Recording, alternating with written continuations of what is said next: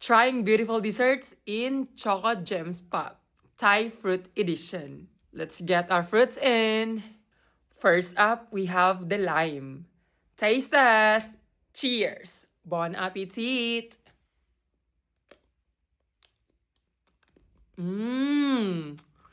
That was so good. Look at this. So delicious. This one's a 10.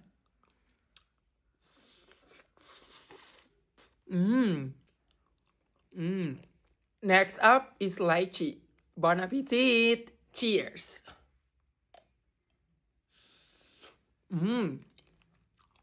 Look at that. Next up, we have the Nam Dok Mai mango. Bon appetit. Cheers. That was so good. It really tastes like mango. So sweet. I like it. This one's a 10. 10 out of 10. Nam Dok Mai mango. Another one, lychee. And another one, lychee. Another lime. Another Nam Dok Mai mango.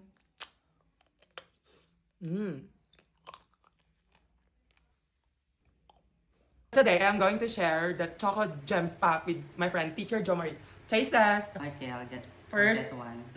Lychee. Yeah. Rate mo siya 1 to 10 lang. It's a bit sour, but when you taste it all, it complements it. I think I'm gonna rate it 8. Okay, 8. Try mo pa yung pink mo. Go. A little bit sweet.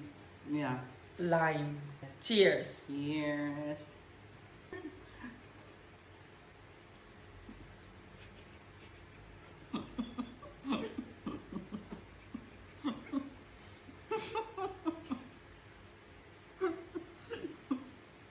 Di mo bet? Di mo bet yung flavor? Yeah. But it's super sour. Cheers. Okay. Nam Dok mango. Mai mango. That's good. There is a fillings inside here. The hard one is, I think it's the milk. I think it's made of milk. That's a little bit sour and then sweet when it complements. Yeah, sweet talaga. They are complements with each other. It's good. Tingnan natin lahat. The rolling pin. Ta-da!